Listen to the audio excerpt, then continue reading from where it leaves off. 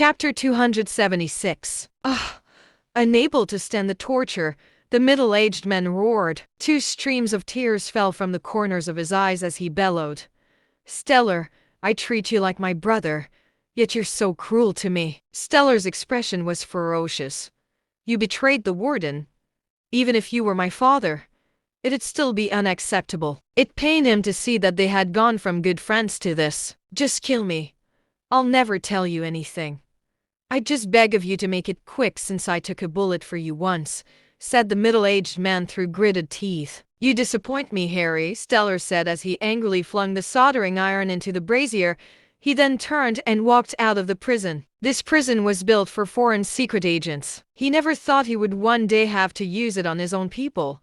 More so a good friend who had faced life and death with him. Just then, a soldier arrived and saluted. Colonel, the warden is looking for you. Stellar nodded and then left for the warden's office. After spending a period of time recovering, Felix regained the flush on his cheeks. His body that was previously like a bag of bones had also rounded up. He was now seated in his commanding seat, where he emitted an aura of authority and power without even appearing angry. He already guessed the outcome when he saw Stellar enter while towering with rage. He still refuses to reveal anything, he asked, calming himself. Stellar nodded and replied, the guy is hopeless. After admitting that, he asked again, Sir, why were you looking for me? Tomorrow is the anniversary of the death of my people. I plan to go back to Golden Falls to pay my respects. I want you to come with me. In Royal Bay Villa, Nash borrowed Hera's laptop. After shielding the IP address using some technical means, he entered a strange website. Black and red panels took over the computer screen after a while. At the top, the words dark web were written in a cracked red font as they burned with purple flames. The page gave off an oppressive feeling. What's the account password again? Nash rubbed his nose, his brows furrowing tightly. Just then, Yvonne came over curiously holding a cup of milk. Wow, Nash, you can actually enter the dark web. Nash turned his head to her and said, shouldn't you knock before you enter other people's rooms? Yvonne smirked and replied, you didn't close the door. Yvonne, my best friend is here. Come down and let me introduce you to her. Hera's voice came from downstairs. It was Bianca pushing Scotty over in a wheelchair. Coming, Yvonne responded. She then smiled at Nash. My apologies. I'll definitely knock on the door next time. With that, she bounced out of the room but not before closing the door for him. Nash put his hands back on the keyboard and entered the account password into the login interface. It was wrong. He inputted it again and again, but it was still wrong. After trying 6 more times, he finally entered the website. Nash then clicked on the ultimate dark web button in the upper right corner and input another account password again. A face recognition prompt popped up on the screen. Nash sat upright on the chair and faced the camera with a stern expression. The face recognition proceeded without a hitch, and he was able to access the ultimate dark web. Instantly, a message box containing 99+ messages popped up. Chapter 277. Nash did not click on any of them. Instead, he just published a post. Heavenly Martial Arts Order. Location, Johnford, Draconia. Time, in 8 hours. Event, confidential. Contact person, Zachariah Sinclair Zabel. Minimum strength requirement, Stage 1 Grade Grandmaster. After typing out the corresponding information, he clicked on a golden token icon on the right, and a 3-dimensional token instantly appeared on the computer screen. The words Heavenly Martial Arts Order were engraved on it as it burned amidst golden flame. He then clicked on Publish. The token on the screen spun before finally disappearing. Nash leaned back against the chair and muttered to himself, we'll have to use excessive force this time to properly scare the Kleins. The Kleins had planned the young family tragedy. The destruction of the 10 juggernauts would definitely draw their attention. But Nash had no plans on confronting them head-on before he broke through from the profound reality realm. The Heavenly Martial Arts Order was a token made by the Master. His master had traveled around the countries for decades and bestowed favors on numerous martial artists. They all owed his master a favor, so if he were to issue a Heavenly Martial Arts Order, They would definitely gather at the first possible moment. After discussing the matter secretly with Zachariah, Nash then went downstairs with his arms crossed. Hera introduced Yvonne to Bianca and Scotty. Yvonne had a cheerful personality and instantly hit it off with them. With lunch having been prepared by Lauren and Maria, the atmosphere grew especially lively at the dining table. Lauren gave Scotty a drumstick. "Skate. Eat more. You should replenish your body." "Hee hee. Thanks, Aunt Lauren." Scotty gnawed on the chicken leg without hesitation. Hera pouted, pretending to be angry as she said, "Mom, why don't I ever see you giving me a drumstick?" Yvonne also hurriedly added, "That's right. I don't get that kind of treatment either." Lauren gave the two of them a blank look. "Skate is injured. Why are you all fussing?" Yvonne immediately put a hand to her stomach and groaned, "My stomach hurts. I'm also hurt." Nash put a drumstick on Hera's plate before saying with a smile, "You shouldn't eat so much spicy food if your stomach hurts. This chicken leg is spicy, so don't eat it." "Hey, that's too much," Yvonne whined. Seeing this, everyone laughed as their grins stretched from ear to ear. Sitting in the corner, Finn was also smiling. He envied Nash for having such a happy family. "Finn, has your father been released?" Nash asked suddenly. "My aunt has brought him back, but he lost a finger," Finn said as his fingers clenched around the cutlery he was holding. A bitter smile came over his face as he said, "The money is gone along with his finger. I hope he won't gamble anymore in the future." Everyone understood Finn's difficulties and no longer had their guard up against him. "Mister, you shouldn't sigh. It's a blessing that your father is fine." Yvonne comforted him carefully. "Thank you," Finn replied, feeling a warm current pass through his heart. No worries. Haven't you been punished anyway?" Yvonne blinked and said. The moment she said that, their laughs erupted. Finn, of course, knew what they were laughing about and immediately flushed with shame. After lunch, Lauren decided to take Yvonne and Hera out shopping, but Nash interjected, "Things aren't so calm outside today. You guys shouldn't go out." Yvonne pouted. "You're so powerful, Nash. Besides, Finn is also an expert. What's there for us to be afraid of?" She knew her aunt was a very busy lady and that she might not have time to go shopping after today. Lauren just smiled and replied, "Your cousin-in-law doesn't like shopping, so let's just listen to him. There's a study room, a gymnasium, as well as a karaoke room, and any sports room in the villa. We can even play golf." Hera raised his hand and echoed, "I agree with my mother's suggestion. I want to play golf." Nash was indeed powerful. If even he said that it was not safe out today, then the situation was likely dangerous. Scotty and Bianca also raised their hands in agreement. Yvonne yielded to the majority but then suggested, "Then let's sing. I'll let you guys hear my singing. I've been practicing for 2.5 years." Everyone agreed and then went to the karaoke room on the 3rd floor. Nash then took Finn outside. Zeno had been waiting for a long time. When he saw Nash coming out, he immediately stepped forward and said, "Mr. Nash, the 4 young masters of the Green Bamboo Association are hosting a dinner at the Dynasty Grand Hotel for the younger generation of the top 5 business giants in Johnford. They invited you." Chapter 278. I just ate. If you had told me earlier, I'd still be able to eat. Nash's tone was somewhat regretful. Zeno was a little dazed.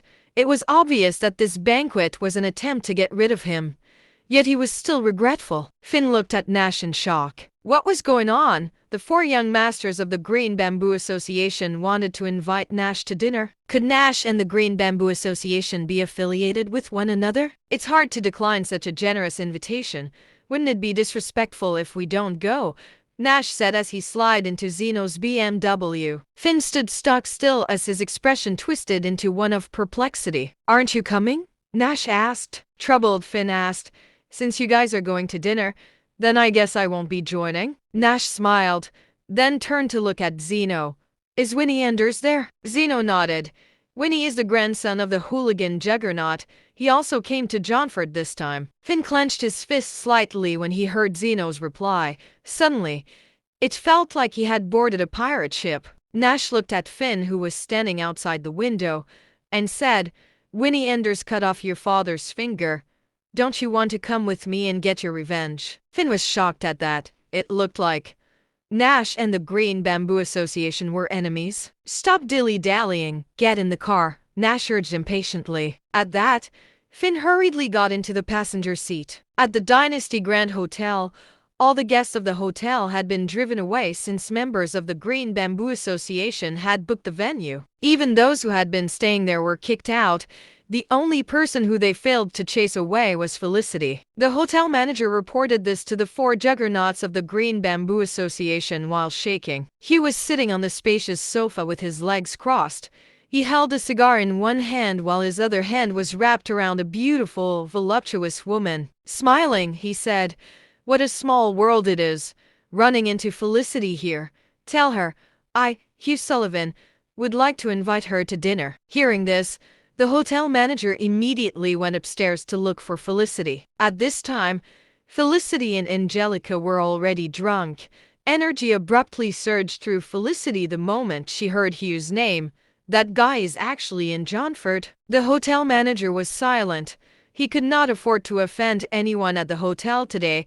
The four young masters of the Green Bamboo Association present were descendants of the 10 juggernauts. The children of the 5 major business tycoons of Johnford were also here. Finally, the person he was supposed to drive away was the deputy chief of Sagan's inspection office. What was with this situation? "Is it the same Hugh guy who bullied your brother?" Angelica asked. Back when she and Nash were sharing a meal at the Snyder's residence after having gone to Sagan to capture Wesley Walker, they coincidentally bumped into Felicity's younger brother who was being bullied by Hugh. "Yep, it's him. I'd like to see what his tricks are. Stay in the room and rest. I'll go by myself." After saying that, Felicity followed the manager out. Present in a private room on the second floor were the grandchildren of the 4 juggernauts. They were respectively the grandson of Hooligan Juggernaut, Winnie Enders, the grandson of Velvet Thunder Juggernaut, Hugh Sullivan, the grandson of Shadowblade Juggernaut, Xavier Lambert, and the grandson of the Hidden Ghost Juggernaut, Taka Ihara. In addition, the descendants of the 5 business giants were Simon Lane, Duncan Dorson, Olivia Lee, Sidney Zell, and Kai Watson. Kai entered the private room with Helena in his arms. After feeling down for several days, Kai shaved his beard clean and had Helena buy him an expensive branded suit. With a cynical smile on his face, he seemed to once again return to his identity before as the Prince of Johnford. Cigar in his hand, Winnie exhaled a puff of thick smoke and gloated. "Mr. Kai, I heard Walter Watson kicked you out of the family. Yet, you somehow still have the galls to come here." The other 3 young masters held back their smiles at that. The heir of Johnford's wealthiest family has actually fallen to such a state. What's the meaning of this? Chapter 279. "Didn't you ask Kai to come?" Helena said angrily. Although Kai was down and out for now, she still chose not to give up on him. She believed he would return to the Watson family one day. As long as she stayed with Kai as they went through thick and thin together, he would definitely treasure her even more in the future. Hugh laughed heartily and said, "We only invited him over for some entertainment." Xavier and Taka were also guffawing. Taka still had gauze over one eye, and when he laughed, it strained his injury, causing him to grimace in pain. Kai clenched his fists and said coldly, "I may not be part of the Watson family now, but I still have some connections. I know you guys are going to deal with Nash. I can do my part." Everything that happened to him had been caused by Nash, so he would not let him go. Winnie sneered, "Mr. Kai, do you think we need your help?" The Green Bamboo Association had sent 7 juggernauts, 1,000 energy cultivation realm martial artists, and 100 martial arts grandmasters. Such power was capable of going up against gods and slaying deities. That group could topple even the mightiest in Johnford. "But if you can get your girlfriend to have some fun with me, we'll let you stay for dinner.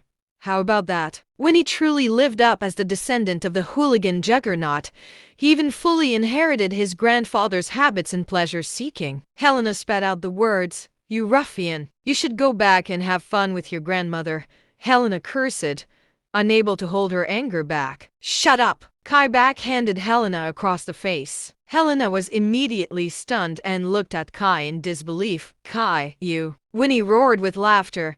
Come here, little lady. Come and make me feel good. Helena's eyes were red as her gaze fixed on Kai. She could let it slide that Kai was silent while she was humiliated. But for him to actually hit her, did he really want to watch her be humiliated? At this moment, she felt like she had been stabbed in her heart. Kai grunted. They're not people you can offend. Tears streamed down Helena's face. Then let's leave. Let's not stay here. Kai took a deep breath. Nash was invited to the banquet today. He did not want to miss this opportunity to get his revenge. Helena looked at Kai, who was silent, feeling cold all over. It was absolutely chilling. Kai really wanted her to serve this shameless person. Felicity spat on the ground. Scumbag, how disgusting. Olivia sighed helplessly.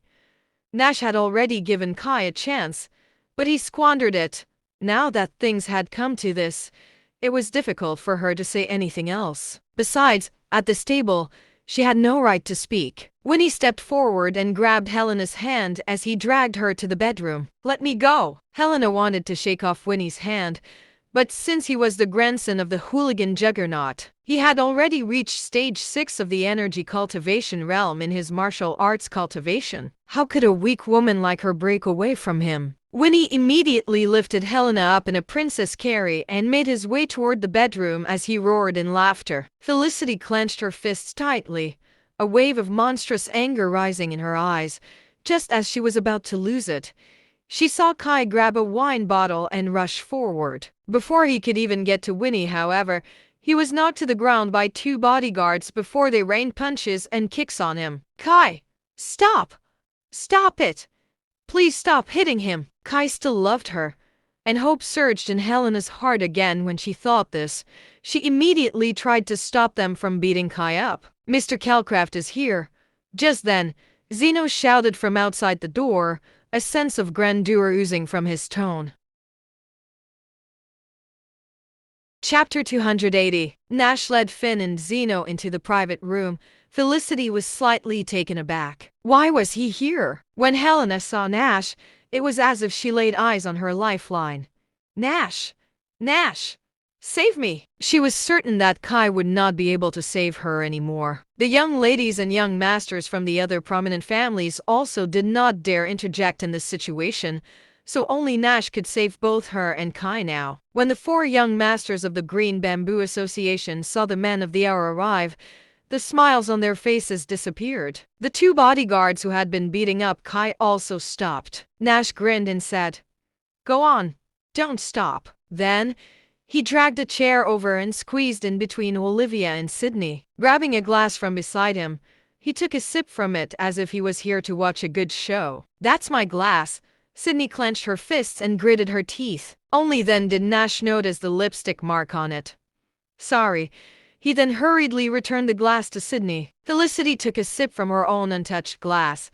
She left a lipstick mark on it as well before pushing it toward Nash. "Drink mine." "I don't mind." Nash turned his head to her and replied, "But I do." Felicity stared. "You." She did not look that worse off compared to other women. Sydney was only 17 to 18 years old. She was not even an adult yet. Could this guy be a pervert who targeted younger girls? Thinking this, Felicity was disgusted. Sydney moved her chair to Olivia's side. "Mr. Calcraft wants to see Kai getting beaten up, so don't just stand there." Winnie continued to carry Helena to the bedroom. They organized this banquet today to convey the challenge the Green Bamboo Association was making to Nash. Nash was a powerhouse at the profound reality realm. He still had to exercise restraint wherever he must. The 2 bodyguards continued raining their fists on Kai while Helena's face turned ashen as she closed her eyes in despair. The moment Winnie stepped into the room, however, Nash said, "Release that woman out of regard for me." He could not remain indifferent since she was still Herman's granddaughter and his wife's cousin. "For you? Why should I do that?" Winnie sneered. Although he did not want to shed all pretense of cordiality completely, he believed Nash did not have the guts to provoke him so easily either. "Finn, go and cut him down." Finn had drawn out his dagger. He propelled himself over even before Nash was done talking. Standing at a distance of about 5 meters away in the room, The 6 Stage 3 Grandmaster level bodyguards did not even have time to react before Finn grabbed the back of Winnie's neck and slammed him against the wall. Helena broke free and immediately ran to the side. Winnie's head was bleeding, and he was feeling dizzy. "Brat! How dare you!" Winnie's bodyguard roared. All 6 Stage 3 Grandmaster level bodyguards rushed forward together. Finn waved the dagger in his hand lightly, and a faint force emerged from his blade, pushing them back. Immediately afterward, he grabbed Winnie's left hand and pressed it against the wall before cutting off all 5 of his fingers without hesitation. Fingers were connected to the heart, so the pain was excruciating. Winnie gasped in pain as all color instantly drained from his face. He turned as pale as a sheet. Hugh, Xavier, and Taka were startled, the corners of their eyes twitching wildly. This guy actually dared lay a finger on Winnie? When Taka recalled how Nash had destroyed one of his eyes in front of his grandfather, he could not help gulping out of reflex. Forget cutting off Winnie's fingers. He would not be surprised if Nash were to kill him. "Winnie, do you know who I am?" Finn smiled softly and asked. Winnie had never seen Finn. He had only ever contacted him through the phone, so he had no idea who he was before he spoke. Now that he had spoken, Winnie immediately knew that this man was a relative of the man whose finger he had chopped off this morning. You dare lay your hands on me? I'll have that old man killed." You have an aunt too, don't you? I'll have someone chop them up and feed them to the dogs." Winnie was sweating profusely from the excruciating pain that his words were cutting off intermittently.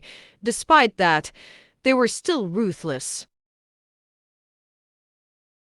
Chapter 281. Finn grabbed Winnie's right hand and pressed it against the wall before driving his blade through and cutting off his thumb.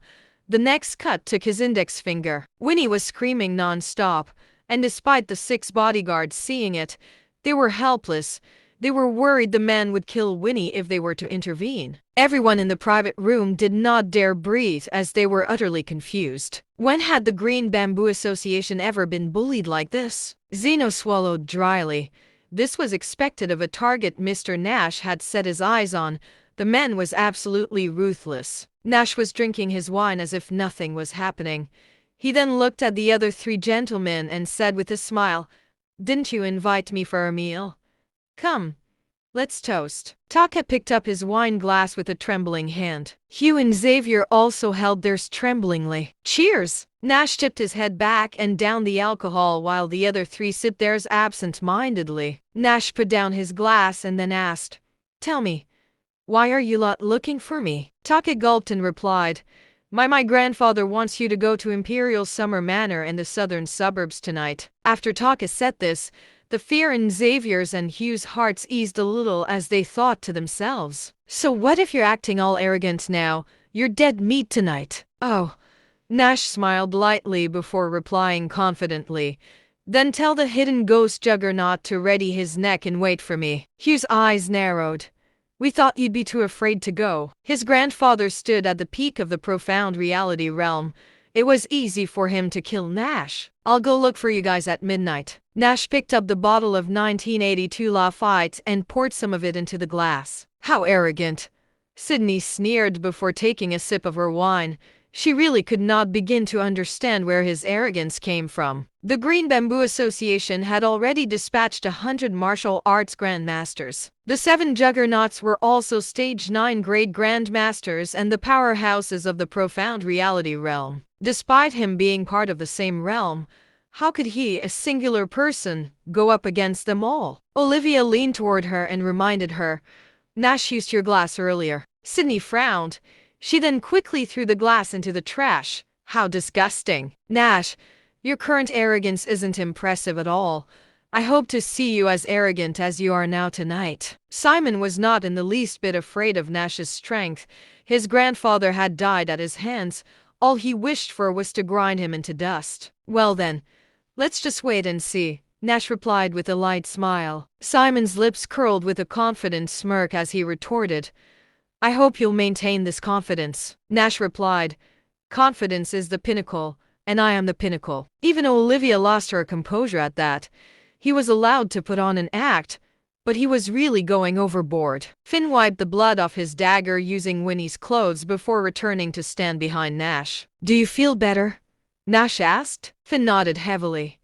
"I'm so happy. I've never been this happy before." He had made up his mind that he would follow Nash for the rest of his life. Laying on the ground, Winnie looked at his 10 broken fingers and cried bitterly. Take me to the hospital quickly. Hurry up." At that, the 6 bodyguards immediately rushed over to him. Helena also helped Kai up from the ground as she expressed her concern for him. "Kai, are you all right?" "I'm fine." Kai struggled. He had coughed up a lot of blood. "You're coughing up blood." Helena's face turned pale with fright. "I'm fine. Let's go." Chapter 282. The two helped each other out of the private room. Nash glanced at their backs and shook his head helplessly. They would not have fallen to this level if they had refrained from provoking him.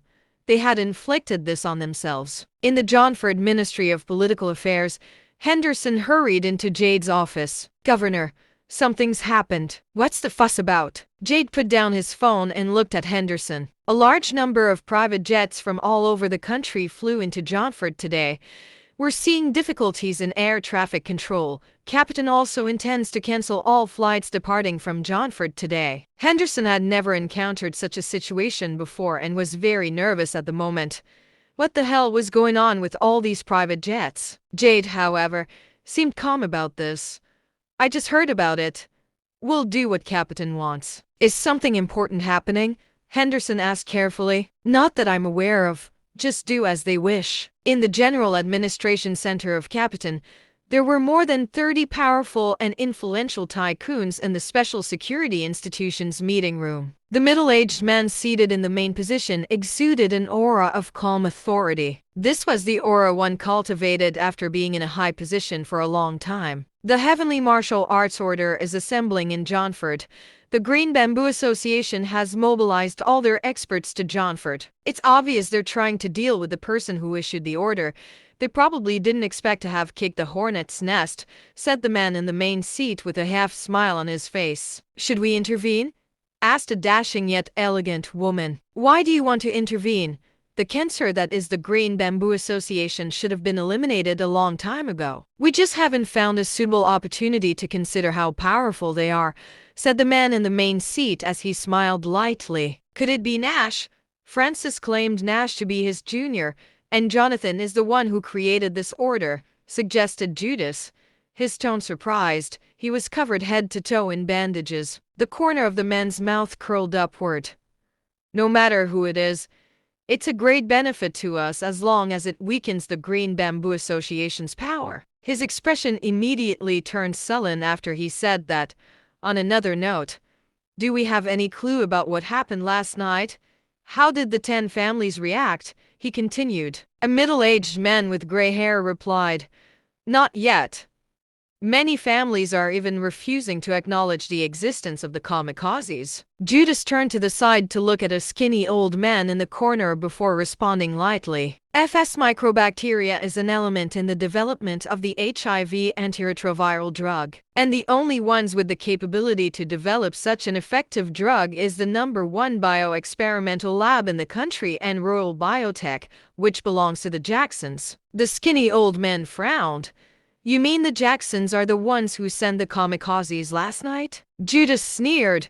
"You know this better than me, don't you?" He really could not think of anyone else apart from the Jacksons. The skinny old man slammed his hand on the table angrily and roared, "Deacon, I advise you to think it over before you speak. Do you know how easily you might offend someone like this?" Judas just laughed. "Look, he's getting nervous." The skinny old man retorted angrily again. "How can I not be when I'm being wrongly accused?" "Enough." The general administrator eyed the two of them lightly. These two were part of the 10 families. The Deacons and the Jacksons had always been at loggerheads. It was understandable that Judas seized an opportunity this time to target Jackson. "Head down and continue with the investigation. I hope everyone leaves their personal sentiments out of work." Nash returned to Royal Bay after exiting the Dynasty Grand Hotel. The moment he stepped into the villa, He heard Yvonne singing from the second floor. I once struggled in the vast world and was lost in its dreams. I didn't distinguish between what was real and what was fake. I didn't care about mockery. I once turned my youth into her act. Nope. Nope. I can't sing anymore, Yvonne said after coughing midway. Yvonne failed to manage her voice for the part with the high pitch and ended up choking and breaking off. She put the microphone down on the table in embarrassment. Hera grabbed the microphone and continued where she left off, taking short steps, pausing and moving on. We've covered a bit of distance. I don't know if I'm telling a story or recreating a mood. Perhaps what we're anticipating is simply being at odds with time. Compared to Yvonne's loud and clear voice, Hera's singing was gentle and melodious. Chapter 283. Her voice was clean and clear without any dissonance. It even sounded like it came with a built-in tuning effect found in incredibly sophisticated sound systems. It was nearly comparable to the covers uploaded by internet celebrities with tens of millions of followers. Nash did not bother them. He went back to his room and closed the doors and windows, dampening the noise. Then, he took out the box of light from the drawer. After having unlocked it the last time, he was able to unlock it quickly this time. He caressed the only relic left by his family in the box as he whispered softly, "Tonight, I'll pay tribute to the ancestors of the young family in the heavens with the blood of the Green Bamboo Association." Nash slid the golden dragon ring onto the middle finger of his right hand. The ring instantly shrunk, wrapping tightly around his finger. His eyes narrowed.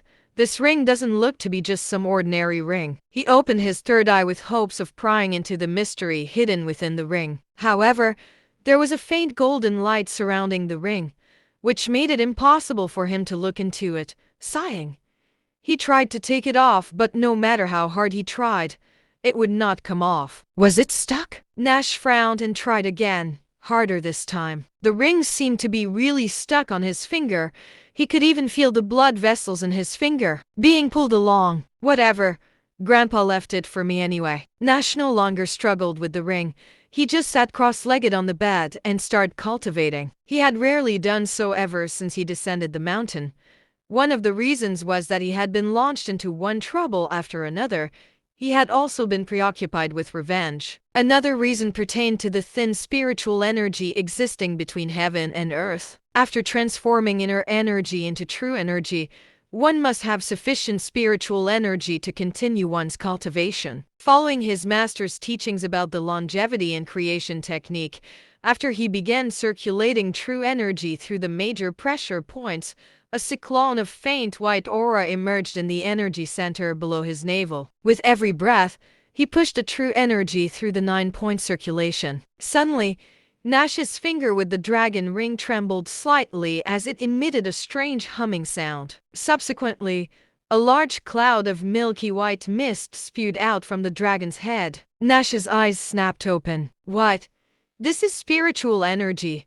Such abundant spiritual energy. Nash's state of mind shook intensely as he immediately activated the longevity and creation technique to absorb the spiritual energy. The cyclone on his abdomen started spinning wildly as it converted the abundant spiritual energy into true energy. Endless power circulated through the 8 extraordinary meridians in his body.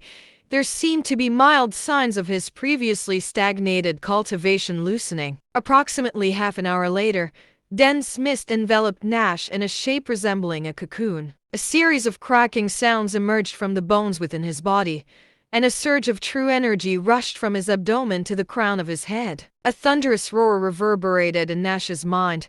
His eyes abruptly snapped open, and twin fleeting flames were burning in his pupils. He had reached the peak of the profound reality realm. At the same time, his memory of the second stage of the longevity and creation technique became clearer. The longevity and creation technique consisted of 9 stages.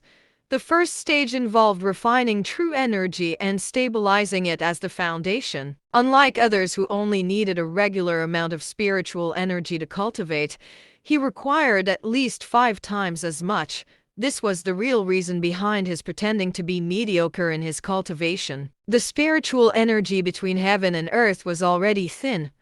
Where was he supposed to find 5 times more spiritual energy than what an average person needed? Chapter 284. The second stage involved tempering one's physical body and stamina. Once in possession of a powerful physique, he would be able to even challenge opponents who had cultivated more than him. In his previous encounter with the Nutcracker Juggernaut, both he and the Nutcracker Juggernaut had been in the later stages of the Profound Truth realm. However, the Nutcracker Juggernaut was able to overpower him easily by using a secret technique that temporarily propelled him to the peak of the realm. He had to disregard martial ethics and resort to using path techniques to defeat his opponent. By cultivating the second stage of the longevity and creation technique, he would gain the ability to fight beyond his level. Nash closed his eyes and began to refine his body according to the second stage techniques. The true energy in his energy center surged wildly, transforming into dozens of energy streams as they coursed through his muscles and bones. There were 9 stages to the longevity and creation technique, but it did not mean that the first stage halted after one progressed to the second stage. Instead, Nash would be cultivating both the first and second stages simultaneously every time he cultivated. Although the 9 stages within the technique seemed unrelated, they were actually intricately intertwined, seemingly disconnected yet inseparable. The spiritual energy within the ring seemed boundless, and Nash's body felt like a bottomless abyss. With the longevity and creation technique's first stage accomplished, he did not need to worry about his body being overwhelmed. He was able to stabilize his position at the peak of the profound reality realm with just an afternoon's worth of cultivating. The second stage enhanced his physical strength and his bodily resilience.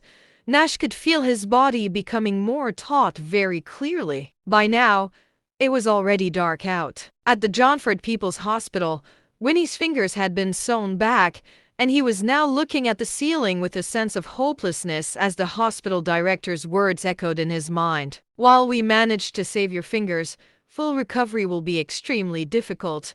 It's likely that you'll end up with a lifelong disability. Sitting beside the hospital bed, the hooligan Juggernaut's expression was dark. His fists were clenched so tightly that they were creaking. Grandpa, catch Nash.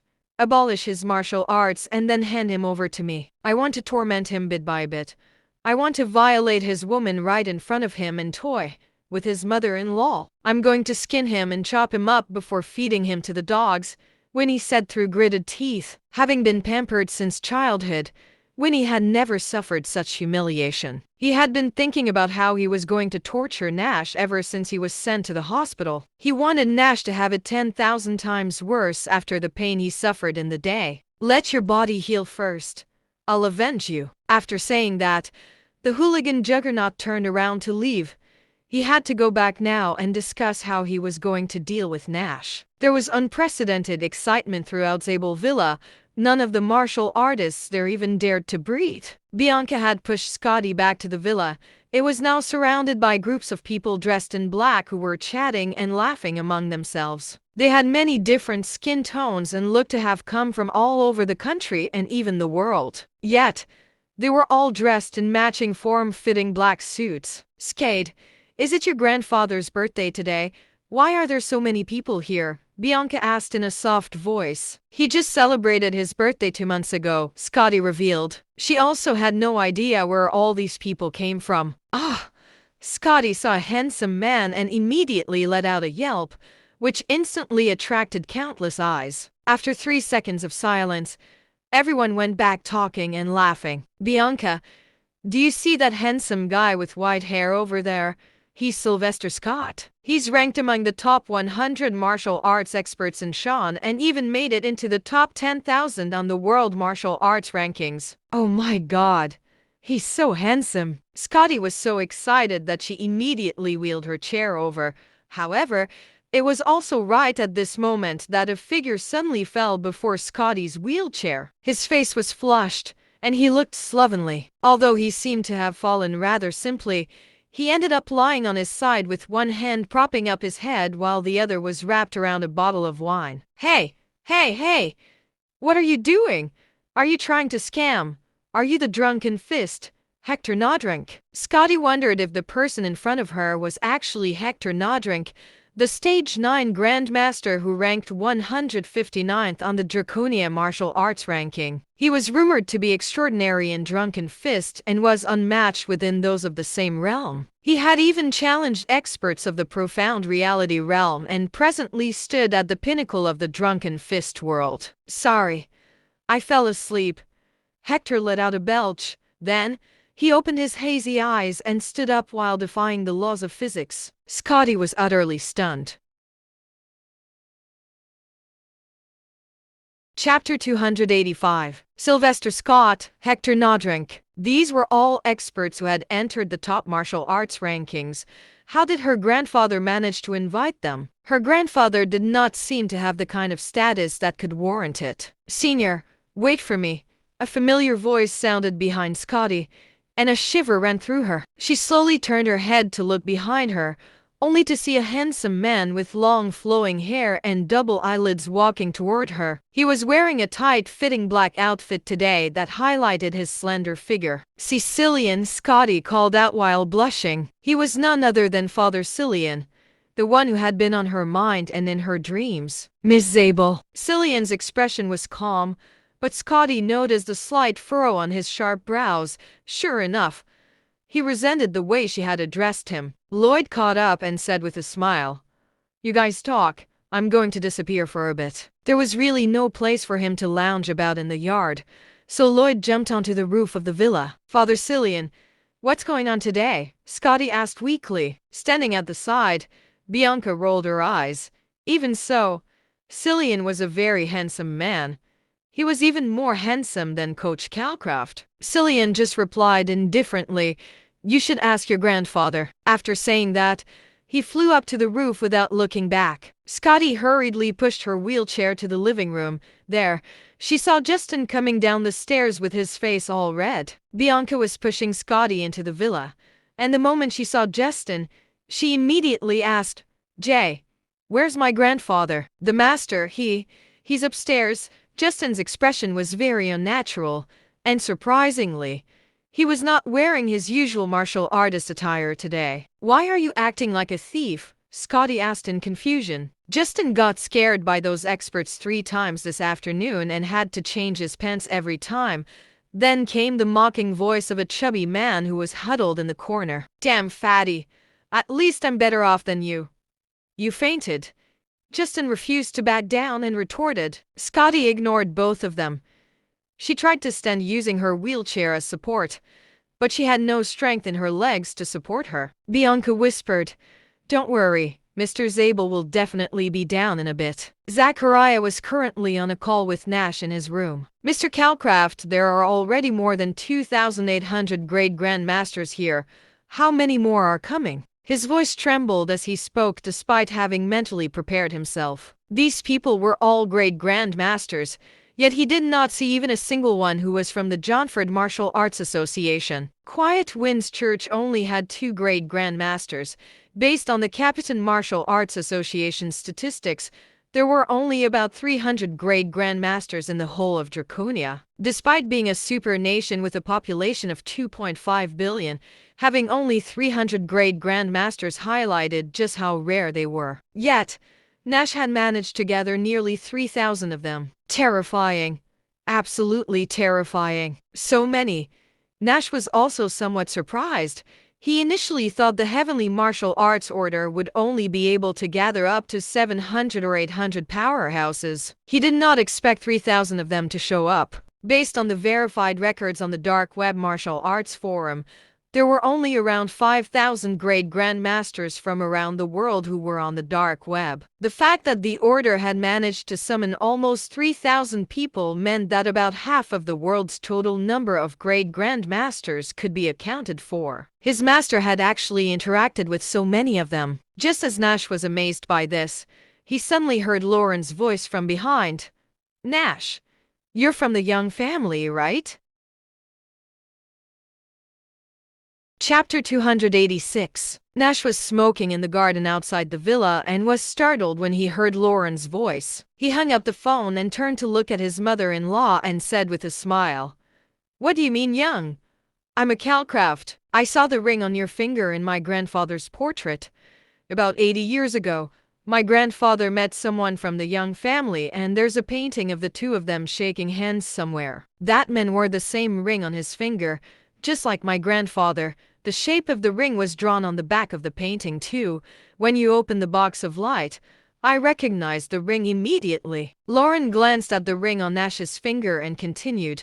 When he was younger, my grandfather often went out without telling anyone, and every time he went out, he would come back after several days. After the massacre of the Young family, he never left Johnford again. I assumed that he went to the Young family village. Mom, you're overthinking it. Let's hurry back and rest. Nash did not want to reveal too much of the truth since he barely knew much himself. Herman had kept his lips sealed and did not tell his son nor his daughter-in-law about it, so Nash thought that he should continue to hide this secret. I'm sorry, I've been drinking too much and overthinking things. Lauren shook her head, then turned to go back to the living room in the villa. She felt somewhat guilty as she knew that she should not have pried into Nash's secrets, but she could not contain her curiosity. Hira and Yvonne were holding a glass of red wine each and tried to convince each other to drink more. Yvonne laughed cheekily. Don't drink too much, Hira. Otherwise, you'll lose your head later and Nash won't able to take it anymore. T-ask, what are you talking about? Nash and I are husband and wife in theory, but we haven't made it real yet. Hira glared at Yvonne angrily. No way. I don't believe it. You're so conservative even in this day and age. Yvonne gasped in surprise. There are too many things going on lately. Hira sighed. On the night of her birthday, something was supposed to happen with Nash, but some family issues arose. Following that, more issues arose which resulted in them spending very little time together. You two should stop drinking so much and rest earlier. Lauren nagged them and walked upstairs. Yvonne pulled a face. The night is still young. Let's drink. Boom! Out of the blue, the sound of an explosion came from outside. The two of them jumped up in shock. Nash casually strolled into the villa. Hira quickly asked, "What was that sound?" Finn just fell down. Nash shrugged. As he cleaned up the body of the level 9 Grandmaster outside, the corner of Finn's mouth twitched as he muttered, "Motherfucker, how did he cause the sound of an explosion just by falling down?" Zeno put out the flames on the body with a fire extinguisher and pulled out the corpse from the fuel tank of the car. They quickly placed the 7 corpses together. Zeno took out a cloth drenched in oil from the trunk of the car, covered the bodies with it, and complained, "I can't believe this group of little boys dared to come back for Mr. Nash. They underestimated him. It only took Nash to get rid of these people in 10 seconds. Finn curled his lips and said, "Why is an ordinary person like you calling the level 3 grade grandmasters little boys?" Zeno froze. Grade grandmasters? They're their grade grandmasters. Finn took off his sunglasses, folded them, and stuffed them into his pocket. Judging from the energy fluctuations that erupted when they attacked, they're likely grade grandmasters. 7 grade grandmasters. Mr. Nash only took 10 seconds to deal with them. Zeno's throat tightened up and he gulped. Finn took a deep breath too. Mr. Nash's power is unfathomable, especially since his assassination skills. He didn't ask me to show up today for revenge, but simply because he was afraid that he'd kill Winnie in just one move. In the living room, Nash had a few drinks with Hira and Yvonne. Hira was dizzy and curled up in Nash's arms. "Babe, I want a kiss." She pouted and waited for Nash to kiss her. Nash happily obliged to her request. He lowered his head and kissed Hira's warm red lips. Oh my gosh! Yvonne's eyes widened. She thought to herself, they were so wholesome earlier, but now they're kissing right in front of me. Damn, they're using tongue too. Chapter 287. Yvonne covered her eyes and groaned.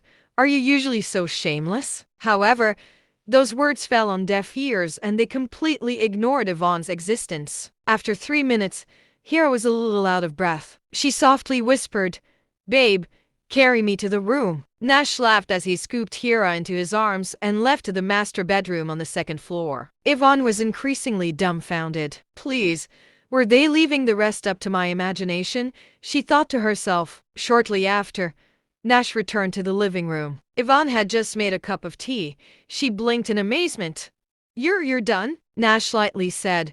"It's not that difficult to coax a drunk woman to sleep." It was almost 11 o'clock and he had to go to the apartment in Rex District to pick up his clothes. Then, he had to go to the south suburb to meet with the Green Bamboo Association. What a shame! Are you even a man?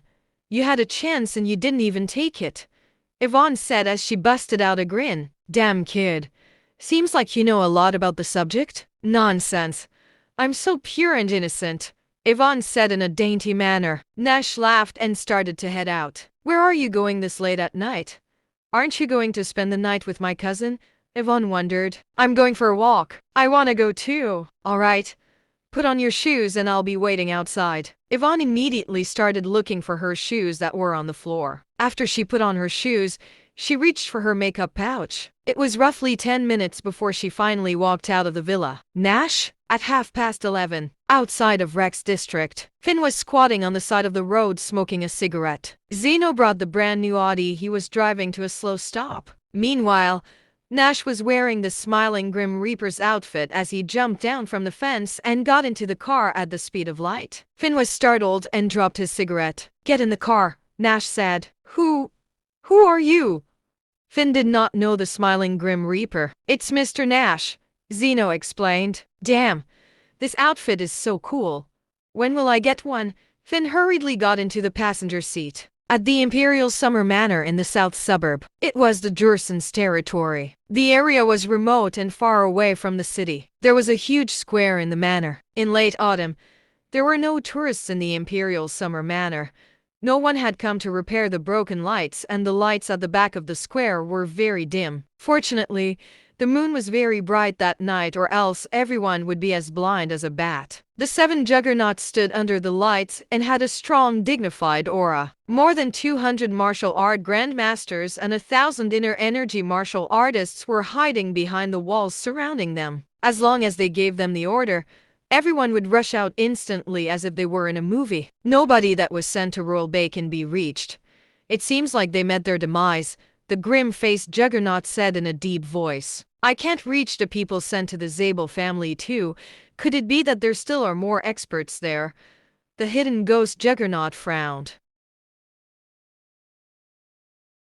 Chapter 288. Royal Bay has Nash, who's a profound reality realm expert. He can take care of 7 level 3 grade grandmasters easily. The Velvet Thunder Juggernaut spoke slowly before changing the topic. He said in a cold and doubtful tone, the highest level of cultivation in the Zabel family is the Grandmaster realm. Did none of the 7 level 3 grade grandmasters even escape? His words made the other 6 juggernauts shiver. The hidden ghost juggernaut said with a solemn expression, could it be that Nash and the smiling Grim Reaper are 2 different people? Royal Bay had Nash. The Zabel family had the smiling Grim Reaper. The people they had sent out never returned. If we face Nash and the smiling Grim Reaper at the same time, what are the chances of winning? The Gingerhead Juggernaut asked. We have 3 experts from the profound reality realm, 40 grade grandmasters, 200 grandmasters, and 1,013 inner energy experts. That's more than enough to deal with the 2 of them. Plus, my husband had already broken through the Mystique loyalty realm and is on his way over now, the grim-faced juggernaut confidently said. Everyone relaxed when they heard that. It'll be midnight soon. Do you think Nash is afraid to show up? The hoodlum juggernaut, who had been silent all this while, sneered and said, Nash probably set the time to midnight so that he can delay the time and run away. Everyone fell silent. They came all the way from Sagan and prayed not to return empty-handed. The death of the 3 juggernauts must be avenged. If he doesn't show, we'll go find him. I heard that the Johnford inspection office is closed today. No one is guarding the city. Simon shoved his hands in his pocket and said enthusiastically, with so many experts present, he knew that it was impossible for Nash to make it out alive. Yes, we'll find him today. We'll kill Nash, Taka arrogantly yelled. Boom! The clock tower in the center of the square made a booming sound. It was exactly midnight. Everyone in the Green Bamboo Association simultaneously looked at the gate of the manor. It was dark. After waiting for 30 seconds, there was no one in sight. The Velvet Thunder Juggernaut sneered. Looks like we were played by this kid. In the past, both parties were punctual when fights were arranged. Nash was an expert from the profound reality realm, but yet, he was so cowardly. The hidden ghost juggernaut wondered to himself and snorted coldly. Then let's go find him. We'll go to the rural bay first, then to the Zabel household. We'll annihilate him. Beep, beep, beep, woo! The sound of cars beeping followed. Two high beam lights shone directly on the faces of the 7 juggernauts. It was a brand new black Audi. Shit! This is so exciting! I used the high beam lights to shine on the Green Bamboo Association's 7 juggernauts. I can brag about this for life. Zeno excitedly gripped the steering wheel. He then honked the horn twice. Look at how little you've accomplished in life, Finn said dismissively in the passenger seat. You don't understand. The Green Bamboo Association's 7 juggernauts have been famous for decades. Countless underground forces idolize them. This feeling is like holding a knife to the throat of the unparalleled expert you admire the most. Zeno tried his best to explain. Finn glanced at Nash through the rearview mirror, holding a knife to Nash's throat. It truly was exciting. Mr. Nash, are we going over there with you? Zeno stopped the car and turned off the lights. Before Nash could respond, Finn said, Of course we're going with him. We'll live and die together with Mr. Nash. He was ready to get out of the car. Just wait for me in the car. I'm going to show off for a bit. Nash had bought a new mask which made his voice sound deeper than before. Zeno and Finn were taken aback. They could not believe that such words would come out of Nash's mouth. They were about 200 meters away from the people of the Green Bamboo Association. At that moment, everyone from the Green Bamboo Association was staring at the car. They all knew who was sitting in the car. Simon and several members of the Green Bamboo Association subconsciously tensed up. Snap! Chapter 289. Nash's heavy boots stepped on the ground. He was dressed in all black. He wore the mask of the Smiling Grim Reaper. It looked very eerie in the moonlight. Smiling Grim Reaper? Wasn't Nash supposed to be the one who'd come? The grim-faced juggernaut looked stunned. Until now, they still had not discovered the relationship between Nash and the Smiling Grim Reaper. Nash and Smiling Grim Reaper know each other. That's why Smiling Grim Reaper showed up at the Zabel household. The hidden ghost juggernaut said with a glum expression. It doesn't matter who showed up. Since they're here, they shouldn't expect to walk out of Imperial Summer Manor alive. The Velvet Thunder Juggernaut took 2 steps forward with his hands behind his back. He was the 2nd Juggernaut conferred by the Green Bamboo Association. After the Nutcracker Juggernaut died, he was now the head of the Juggernauts. Nash slowly walked towards the Velvet Thunder Juggernaut. The mask was all everyone saw. A strange and morbid sense of oppression swept over everyone present. Several of the younger fighters shuddered. Even the grim-faced Juggernaut could not help but to take a small step back. It was so silent you could hear a pin drop. The pressure of the atmosphere was severe. The only sound in the area was Nash's footsteps. Gulp! Simon gulped in fear. Every step that Nash took felt like a stomp on Simon's heart. He broke out in cold sweat and his pupils shrank into the size of needles. His arrogance from before had disappeared. Nash didn't dare to show up. Wimp! Taka shouted to break the oppressive atmosphere. Xavier and Hugh returned to their senses when they heard Taka's voice. They were panting heavily and their bodies were drenched in cold sweat. Smiling Grim Reaper, where's your benefactor, Nash? The Velvet Thunder Juggernaut asked. The Velvet Thunder Juggernaut suspected that since the Smiling Grim Reaper and Nash were 2 different people, then Nash should be the Smiling Grim Reaper's benefactor. You're going to die anyway, so why does it matter who shows up? In the next step that Nash took, the diamond-shaped bayonet hidden in the side of his boots flew into his hands. The bright red bayonet illuminated a strange light under the moonlight. The suffocating evil energy immediately enveloped the Velvet Thunder Juggernaut. Smiling Grim Reaper, the Green Bamboo Association has no problems with you. Why are you here? After all, the Velvet Thunder Juggernaut was an expert from the profound reality realm. He quickly suppressed the energy that Nash exerted. The last person who said that doesn't even have their remains anymore, Nash sarcastically said. This time, he did not bring up the matter of the young family village. When Nash was on the way to Imperial Summer Manor, Theo had called him. Just that afternoon, the Klein family called for 4 experts from the Mystique Loyalty Realm to Johnford. Experts from the Mystique Loyalty Realm could cloak their aura without being noticed by anyone. He was worried that people sent by the Kleins were nearby. Furthermore, I'm the Smiling Grim Reaper. I don't need a reason to kill people. Nash's tone was so cold that it made the others feel like they fell into icy waters. All right. There's no need for a reason. The Velvet Thunder Juggernaut snorted. Today, we'll find out how strong you are, smiling Grim Reaper. The moment he finished speaking, countless experts instantly rushed out from all directions. 1,300 inner energy experts, more than 200 martial art grandmasters, 48 grade grandmaster. Such strength could only be described as terrifying. This was the top underground force in Draconia that neither the Ministry of Diplomatic Security or the top 10 elite families in Caption dare to provoke. It doesn't matter if you're the smiling Grim Reaper or Nash. Either way, there's nowhere for you to run. Chapter 290. The Velvet Thunder Juggernaut arrogantly stared at Nash. Kill him! Kill him! Kill him! All the members of the Green Bamboo Association started chanting. The sound was so powerful that it was deafening, and the intent to kill filled the entire manor. Zeno and Finn, who were hiding in the car, turned as white as a sheet. Crap! Why haven't Mr. Nash's people arrived yet? Zeno said with trembling lips. What about your people from the Dragon Tiger Gate? Finn was extremely nervous. My people's ranks are all low.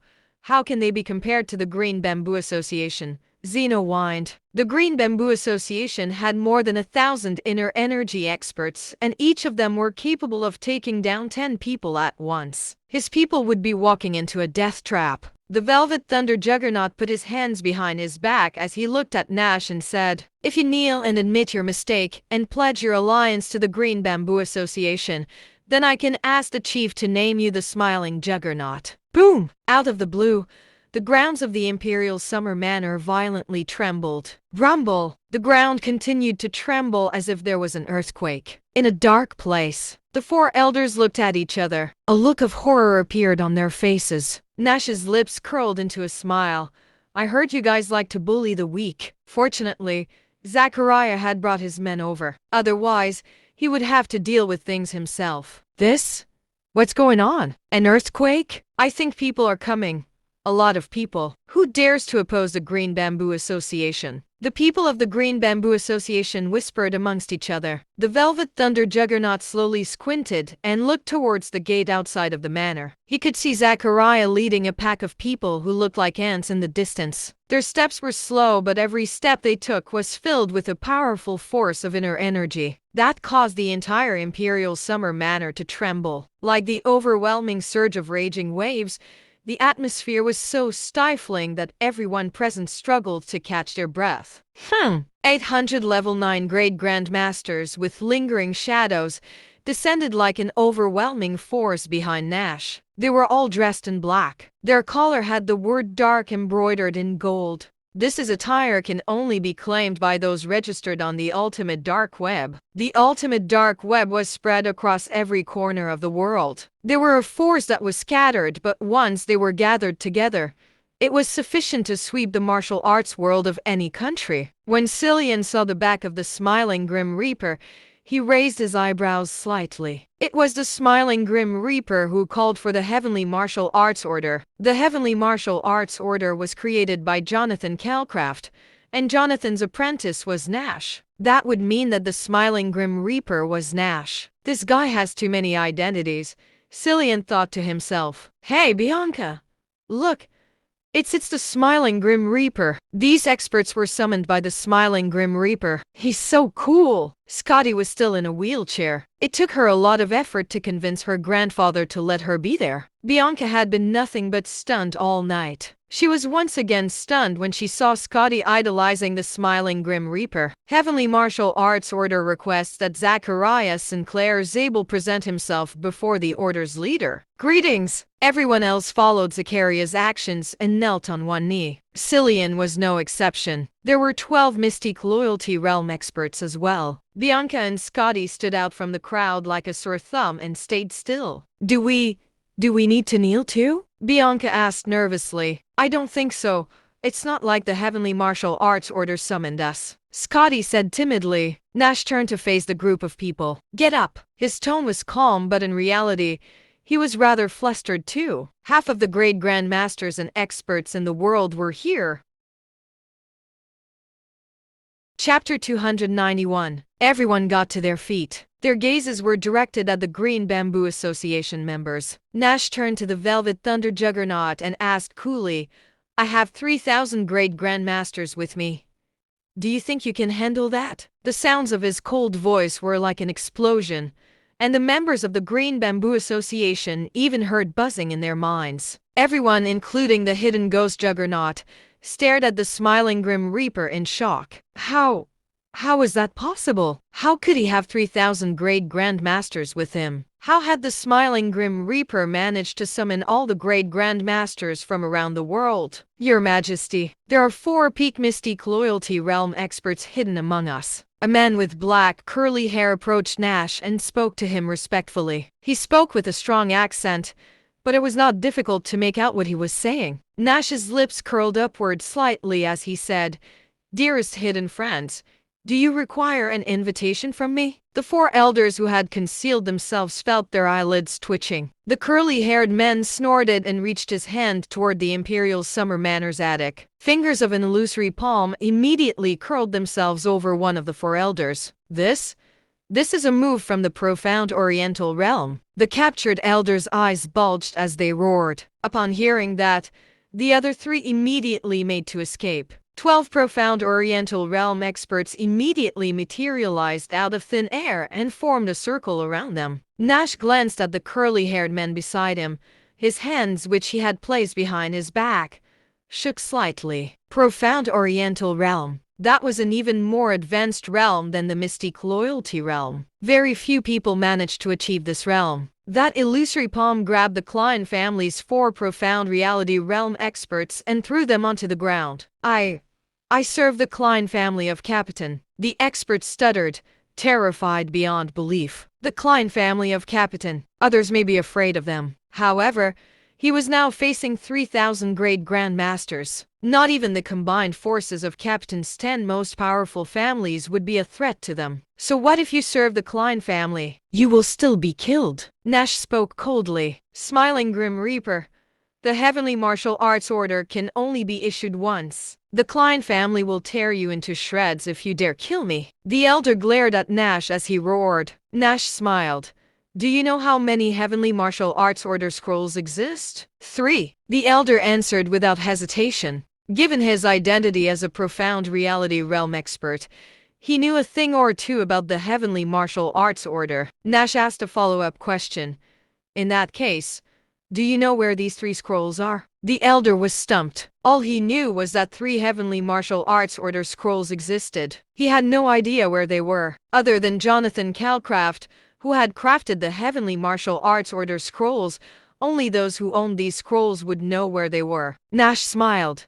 "They're with me." The elder was stunned speechless when he heard that. All 3 Heavenly Martial Arts Order scrolls were in one man's hands? It meant the smiling Grim Reaper could issue 3 Heavenly Martial Arts Orders. His family would not even dare think of seeking revenge if he got killed. Impossible. That's impossible. There was no way Jonathan would have given all the Heavenly Martial Arts Order scrolls to the same person. "Kill him." Nash had no intention of explaining things further, and he issued the kill order. The curly-haired man extended a hand toward the elder. The elder fought back with all his might. However, his efforts were in vain. Boom! A muffled bang rang out. The elder exploded in a shower of blood. He had been a peak profound reality realm expert. Yet, he had not stood the slightest chance. The 3 remaining Klein family experts were so scared they had lost control of their bladders. How were they supposed to defend themselves against 3,000 great grandmasters and a profound Oriental realm expert? A bloodthirsty smile appeared on the curly-haired man's face as he turned and extended his hand toward the 3 Klein family elders. Poof! Poof! Poof! The 3 burst into a cloud of blood. Not even their bones remained. Plunk! Simon was so frightened he fell to his knees. Chapter 292. Xavier and Hugh shuddered. The other juggernauts' faces had turned deathly pale. In fact, the Velvet Thunder Juggernaut's mind had gone completely blank. He was the only one who had known the Klein family had sent 4 of their experts to assist them. He had been counting on them. Yet, now, these 4 experts had been reduced to dust. "Grandpa, let's surrender. I don't want to die. Takahara wailed. The hidden ghost juggernaut gulped. Grim Reaper, we won't cause you any trouble. We won't cause you any future trouble either. I'll leave the Green Bamboo Association. Please, please let me go. Looks of fury appeared on the other juggernauts' faces when they heard that. They had visited the god of war and made a blood pact that they would stick together even in death for all eternity. Yet, the hidden ghost juggernaut was saying they would betray the Green Bamboo Association now. The hidden ghost juggernaut hung their head. Nothing but death will await if we don't betray the Green Bamboo Association. How were they supposed to defend themselves against 3,000 great grandmasters? The grim-faced juggernaut and the gingerhead juggernaut's resolve began wavering. It was almost time they retired, and they did not want to die now when they had plenty of grandchildren. Velvet Thunder. There aren't any massive grudges between us and the smiling Grim Reaper. He'll spare our lives if we surrender. The grim-faced juggernaut's voice shook as they spoke. Then, she knelt before Nash. The gingerhead juggernaut followed suit. Soon, the Velvet Thunder juggernaut was the only one among the 7 juggernauts still standing. Nash crossed his arms over his chest and gave Velvet Thunder a deadpan stare. 3,000 great grandmasters. Their cold gaze swept over him in unison. Crack! The pressure crushed Velvet Thunder's knees. Velvet Thunder fell to his knees. The next second, everyone in the Green Bamboo Association also threw in their towels and fell to their knees. The Velvet Thunder juggernaut drew in a deep breath. Please, please have mercy on us. This was the greatest disgrace the Green Bamboo Association had ever been subjected to. Your Majesty, do we kill them? The curly-haired man asked quietly. Nash's brows furrowed themselves together slightly. This man was even more eager than he was to kill them. He wanted to weaken Draconia's martial arts scene. Yet, these people required killing. Cillian walked forth and said quietly, Your Majesty, one should forgive others when possible. We could nullify their cultivation. It was Cillian's first time undertaking a mission using his dark web identity. He would not even have donned this outfit if it had not been for the Heavenly Martial Arts Order. The Green Bamboo Association may have committed plenty of evil acts, but they did not merit the punishment of death. There was no doubt they would attract plenty of attention if they killed over 1,000 people. Your Majesty, please think this through. Zachariah voiced his agreement. Various local experts began begging for mercy on the Green Bamboo Association's behalf. Meanwhile, those who were from other countries watched the proceedings with glee. They would strike without hesitation the moment they received the order to do so. Kill them. Nash spat those 2 words out with conviction. Cillian and Zachariah shuddered. The local martial artists did not move. However, there were still another 2,000 martial artists who were foreigners. Each of them had their unique skills and were not afraid to show them as they surged toward the Green Bamboo Association members. Nash turned and made his way out of the estate. Smiling Grim Reaper.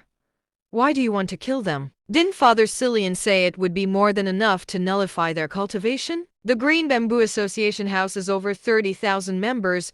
Are you going to kill them all? Scotty yelled at Nash. Her favorability toward the smiling Grim Reaper plummeted. Nash stopped and turned to stare at her coolly. Bianca hurriedly stepped in front of Scotty when she noticed the look in his eyes. Nash sighed. Then, he turned and strode toward Zeno's park toddy. Screams and wails could be heard reverberating throughout the Imperial Summer Manor.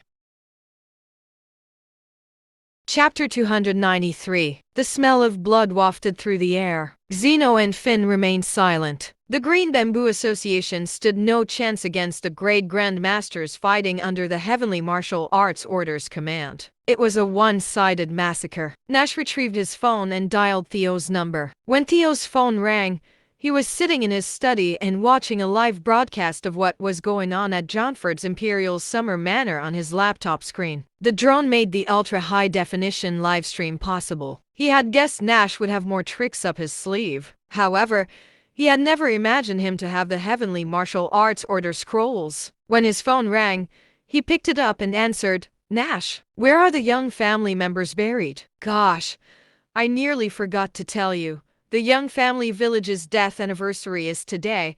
They're all buried at the Young Gardens in Golden Falls. Arrange for a helicopter to be flown to Imperial Summer Manor. All right, Nash.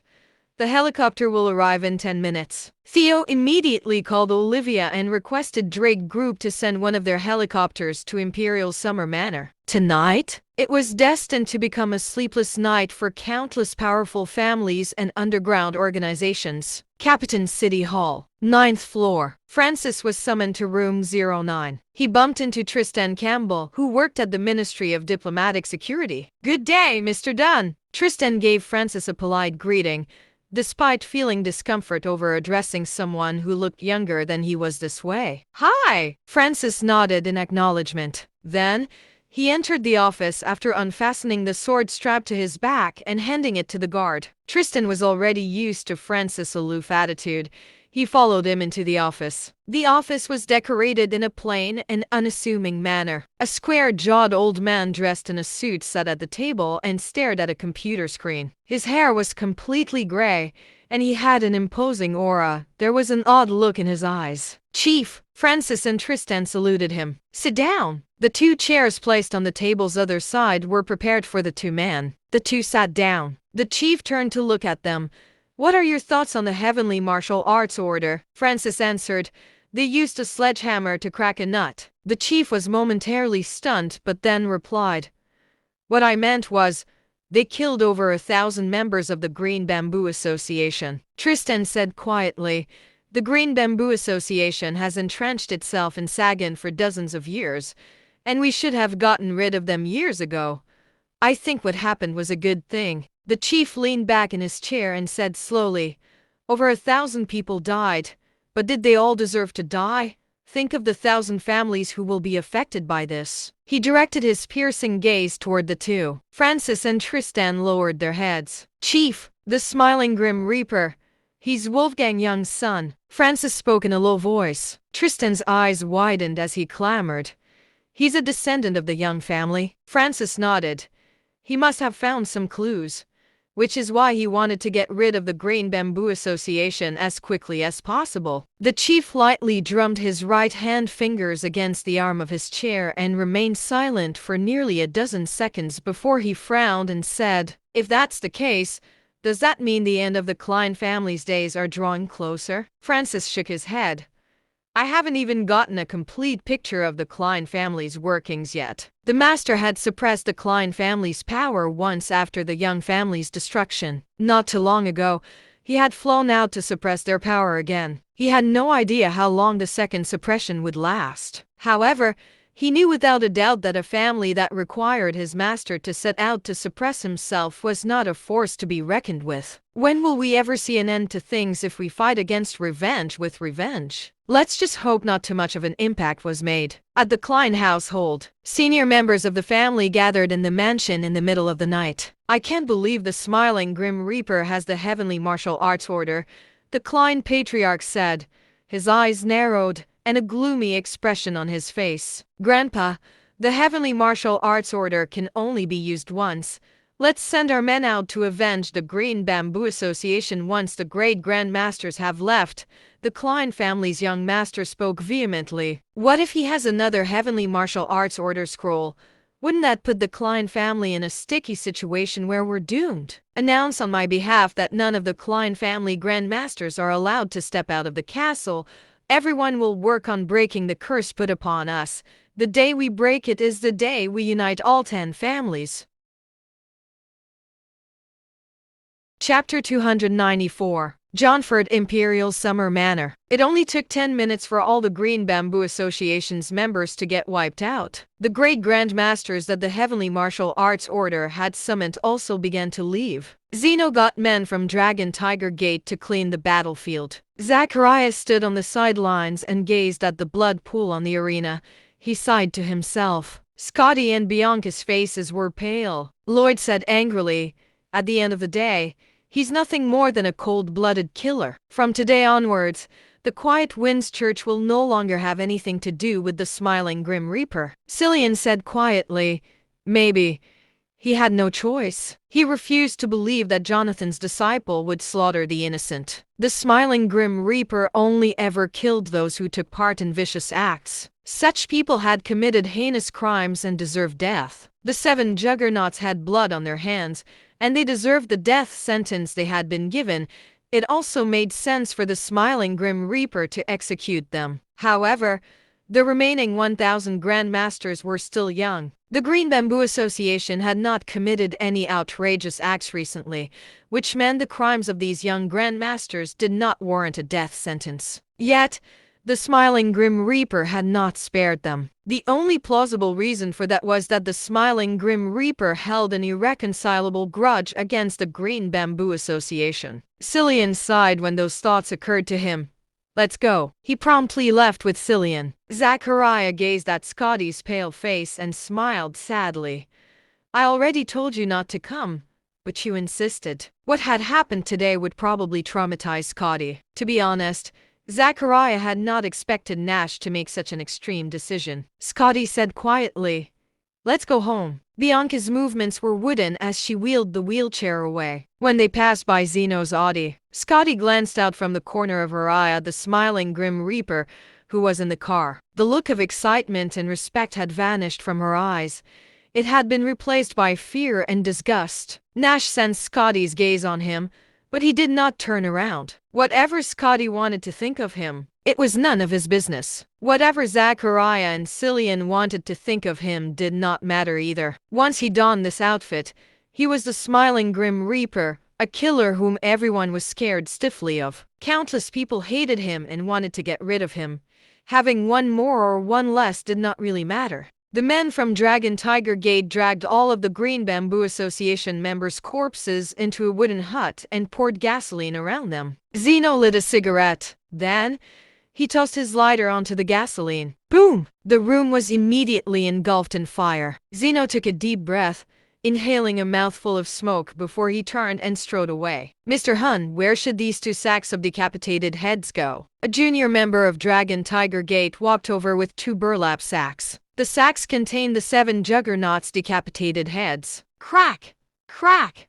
Crack! Just then, a helicopter landed before them. Nash walked over with Finn. "Put them in the helicopter." Nash climbed into the helicopter. Finn followed suit. The junior member did not know who Nash was, and he gave Zeno a bewildered look. "Slap! Didn't you hear what Nash said?" Zeno clobbered the young disciple across the head. The young disciple immediately grasped a hold of the situation and hurriedly stuffed the sack into the helicopter. Golden Falls. The Young Gardens. The Young Gardens was actually a sprawling private mausoleum. It was located in the suburbs of Golden Falls. The place was desolate. There was a guardhouse outside the Young Gardens.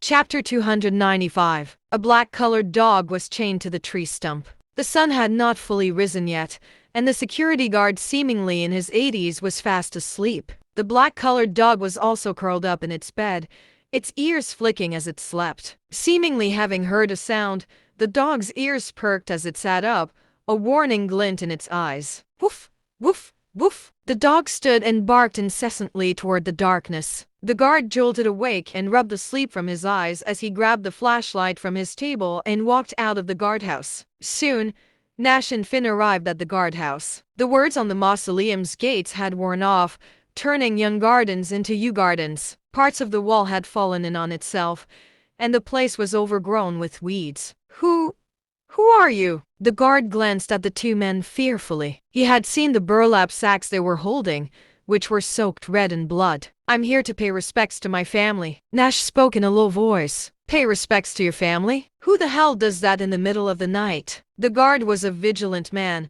"Hurry up and leave, or I'll let the dog out." He walked over to the stump that the dog was chained to after that. Nash and Finn exchanged looks. Then, the 2 brushed past the guard and jumped over the 10-foot-tall gate. When the guard turned around with the dog's leash in his hand, the 2 were long gone. "Ha!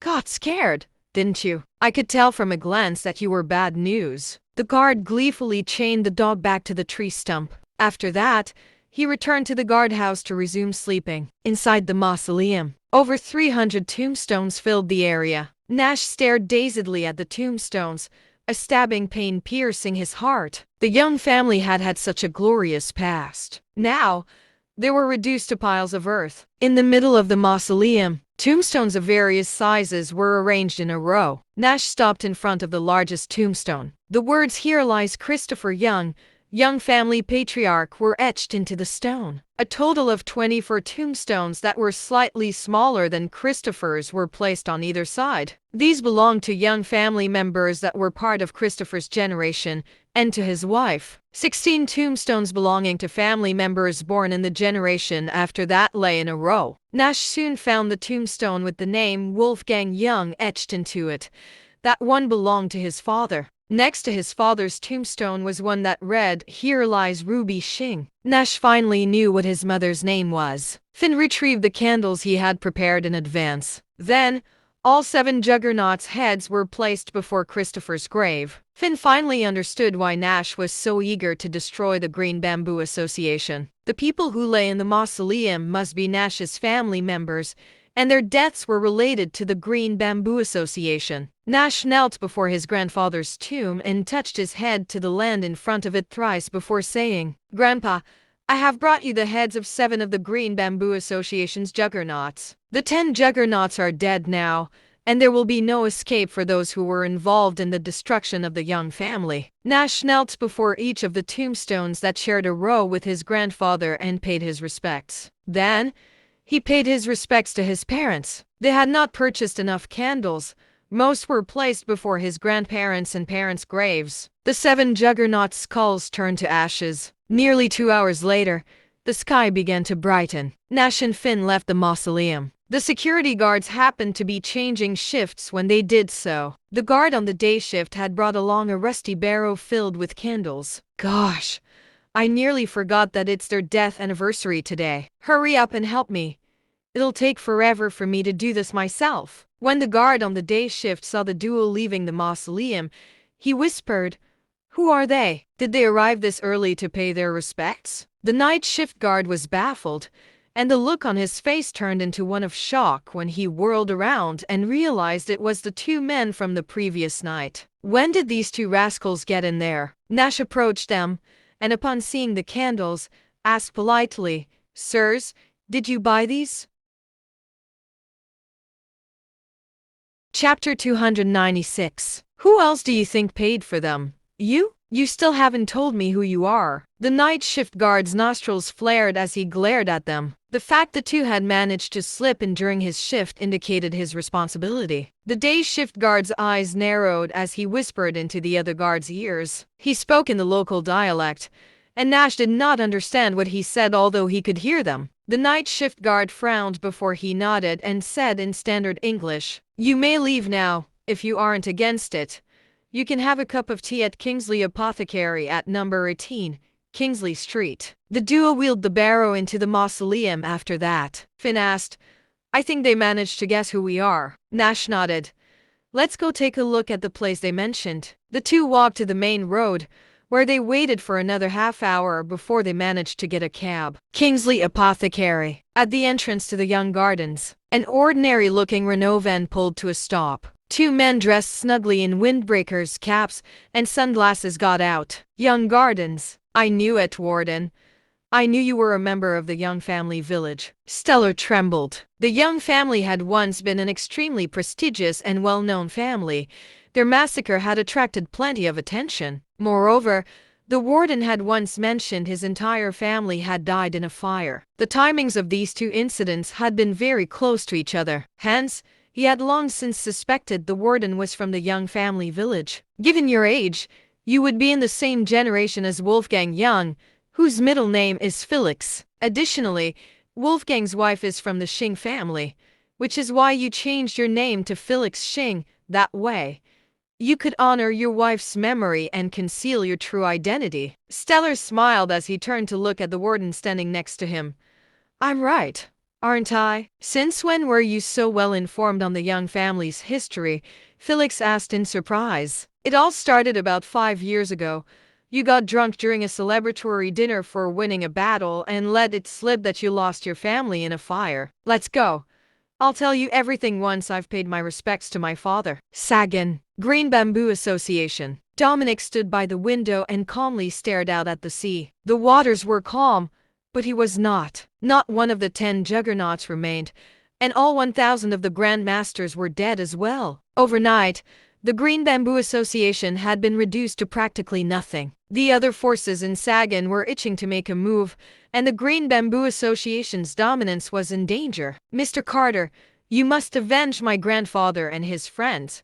Winnie, who had been spared because he was in the hospital recuperating from previous injuries, sobbed as he knelt. Avenge? Ha ha! Dominic laughed a self-deprecating laugh as he said hoarsely, "We're struggling to even protect ourselves now. How are we supposed to avenge them? What about Mr. Holt? Wasn't he going to Johnford? Why did he go back on his word?" Winnie was confused. The deputy president of the Green Bamboo Association, Zachary, had achieved the Mystique loyalty realm, and he had set out to Johnford last night. However, he had realized upon his return today that Zachary had not gone to Johnford. Dominic leaned on his walking stick and turned around before saying bitterly, "The smiling Grim Reaper summoned 3,000 great grandmasters yesterday. Mr. Holt would have died even if he went there." In the Snyder estate study, Mr. Snyder Sr. held the photograph in his hands. Tears shone in his eyes as he said, "Ruby, the Green Bamboo Association's 10 juggernauts are dead now. You must be overjoyed, right? Grandpa, we're back." Felicity did not bother knocking on the door before she barged in. Mr. Snyder Sr. hurriedly placed the picture in a book. Then, he wiped his tears away as he said exasperatedly, "Knock before you enter." The smile on Felicity's face froze. "Grandpa, are you crying?" A twinge of sadness tugged on her heartstrings as she hurried forth and gently asked, "Grandpa, what's wrong?" Mr. Snyder Sr. forced himself to smile. "I'm overjoyed because the 10 juggernauts are dead," Felicity said in an intriguing tone. "Something's up with you, Grandpa. You always forbade me from having anything to do with the 10 juggernauts." Mr. Snyder Sr. smiled sadly. "That's because you didn't stand a fighting chance against them, and I was worried about your safety." Felicity put her arms behind her back and asked in an accusing tone, "Grandpa, are you hiding something from me? Our family doesn't have a massive grudge against the Green Bamboo Association, so why are you so overjoyed that you're crying over the 10 juggernauts' deaths?"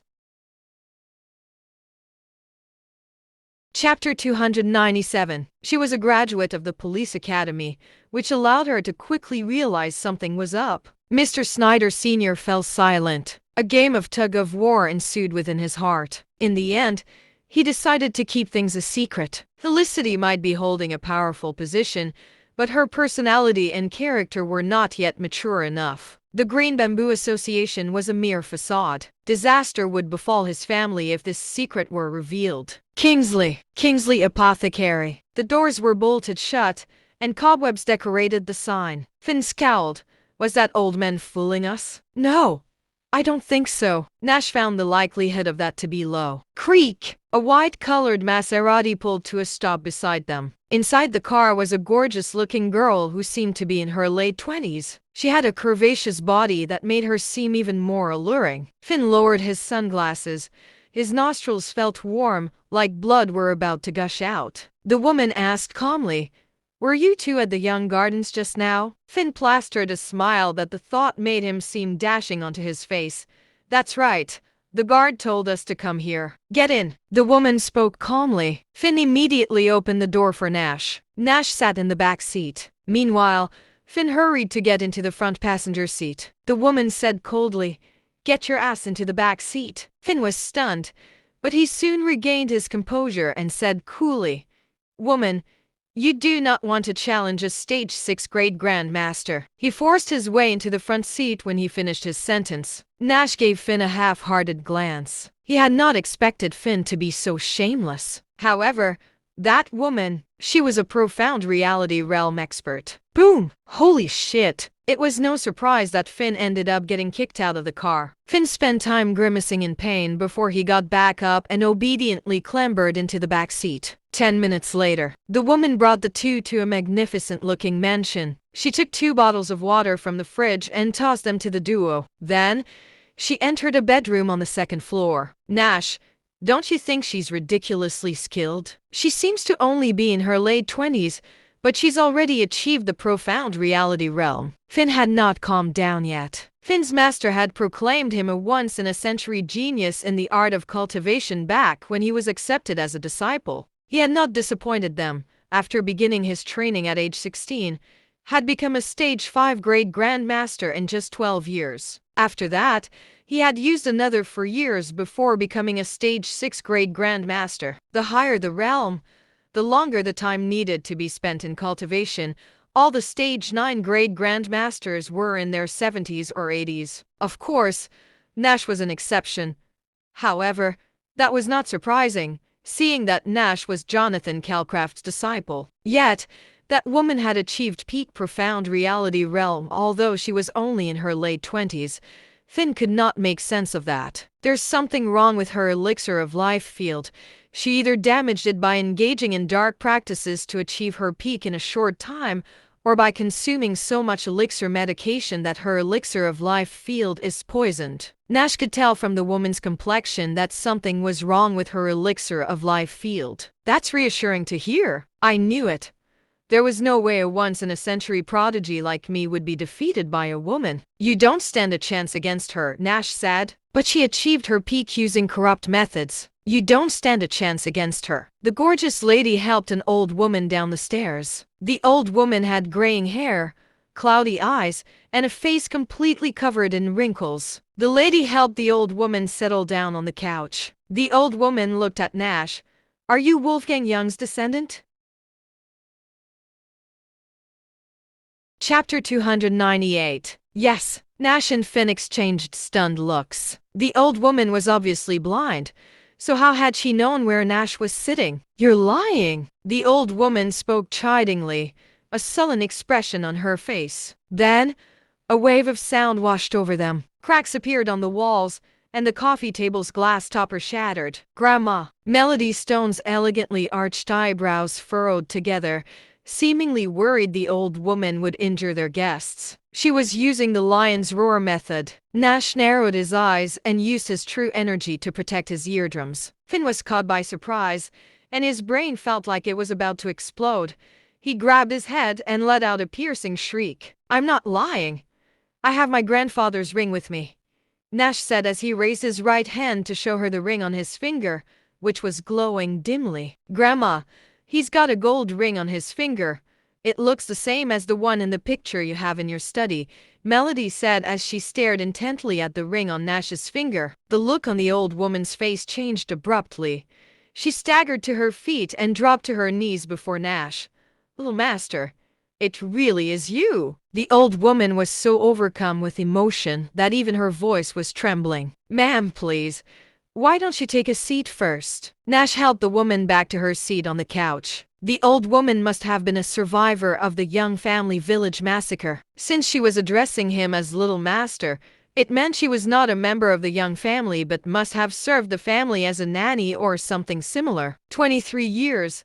I thank the heavens for allowing me to finally meet you again while I'm still alive, Little Master. The old woman had tears of joy in her eyes. Tears also appeared in the eyes of the beautiful girl standing beside her. You knew I was still alive? Nash asked, confused. It was I who handed you over to Herman Lewis.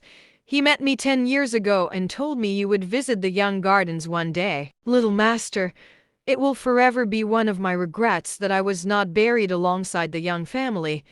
But all I wanted was to wait for the day when I could see you again, the old woman said as tears flowed down her face. Please don't say that, Granny. Being buried alongside other people is no longer a popular topic of discussion, Nash replied, a rueful smile on his face. Then he asked, do you know Herman well? What's their relation to the Young family? I'm an orphan, and your great-grandfather rescued me from human traffickers.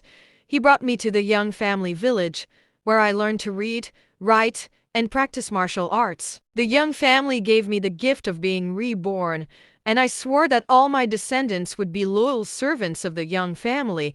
I never expected disaster to befall the Young family. Herman Lewis failed in his business ventures and made plenty of enemies along the way. Your grandfather saved him when he was severely injured and roaming the mountains, and that was the start of a long-lasting friendship. Herman was invited to the Young family's annual family gathering at Young Family Village on that fateful day, and soon after disaster struck, I handed you over to Herman.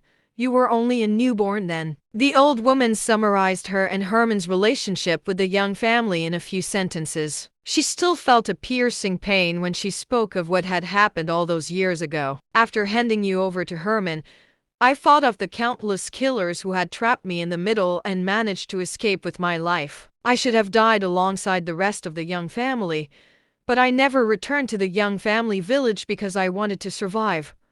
I deserve to die." The old woman fell to her knees again as she spoke and sobbed hysterically. Nash helped the old woman to her feet and said comfortingly, "Granny, please don't overthink things. Anyone who tried returning would have gotten killed. I'm sure the young family will rest in peace knowing you survived." His great-grandfather had adopted her, and instead of treating her as a nanny or some other lowly servant, she was treated as one of his own. The fact she was literate and had practiced martial arts meant his great-grandfather had thought of her as his child. Since she was around his grandfather's age, it made sense for him to address her as his granny. Nash had thought he was the sole survivor of the young family, and he was pleased to hear there was another survivor. It felt like he had finally found land after years at sea. "Thank you. Thank you for forgiving me, little master." The old woman's lips trembled as she thanked him. Her legs shook as she staggered her way back to the couch. "Granny." Chapter 299. Nash hurriedly grabbed the old woman's hand. He was about to ask her what the matter was when he realized she had no pulse. "My grandmother was on the receiving end of a profound grappling slap, and she has long since reached the end of her life. She's been hanging on by sheer will all this while." Melody choked out.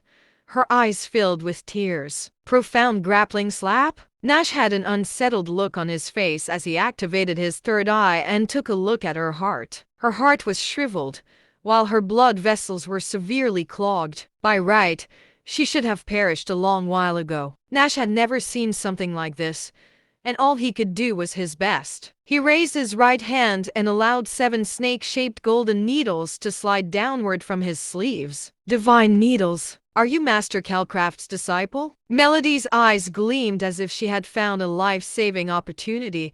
However, that gleam soon faded from her eyes. "My grandmother's life was in danger after receiving a profound grappling slap 5 years ago. My grandfather brought her to Teely Mountain, and Master Calcraft initially said there was no saving her and only agreed to extend her life when he learned she was from the young family village. Master Calcraft said she would survive another 3 years, but she has persevered for 5 years. In recent months, her heart rate has begun dropping every time she expends energy or speaks. She must have used up what's left of her lifespan after using the lion's roar method and speaking at such great lengths today." Melody's features contorted themselves into a look of grief as she spoke. Nash's hands trembled, and he dropped the divine needles he had been holding. There was nothing more he could do if even his master said there was no saving her. The heart was where a person's vitality originated. It could be fixed if it was just weakened or injured. However, the old woman's heart had stopped beating many years ago. She had only managed to stay alive for as long as she had because his master had gone against the heavens. He worried he would speed up the old woman's death if he placed the needles in her body. "Little master, I can die without any regrets, now that I got to see you." The old woman leaned into the couch, her breath barely a whisper as she summoned what was left of her energy, said disjointedly, "Melody, take good care of him. The Stone family must serve the young family for forever." All signs of life vanished from her body once she completed her sentence. "Grandma." Melody knelt on the ground and let out an ear-piercing wail. Outside the mansion, a look of delight appeared on the face of an old man wearing a sanitation worker's uniform. He immediately retrieved his phone and made a phone call. "Sir, the old lady is dead." "Are you sure?" "Yes, I'm sure. Melody Stone is crying her heart out right now." "All right. I'll send some men over immediately." "Ha ha ha, sir. The $200,000 you promised me. Don't worry. You'll get your pay." After hanging up the phone, the sanitation worker continued sweeping the streets. Suddenly, A large and strong hand encircled the nape of his neck. Finn held the old man the way one would a chick and dragged him into the mansion. At the Young Gardens, Felix and Stellar sat before Christopher's grave and poured themselves drinks. Candles were placed before each tombstone, and smoke wafted through the air. Felix filled the glass before his father's tombstone and said sadly, "Dad, give me another 3 years. Once I calm down the unrest at the borders, I'll do everything to find the Klein family and avenge our family." Chapter 300. The immense responsibilities he held meant he needed to set his feuds aside.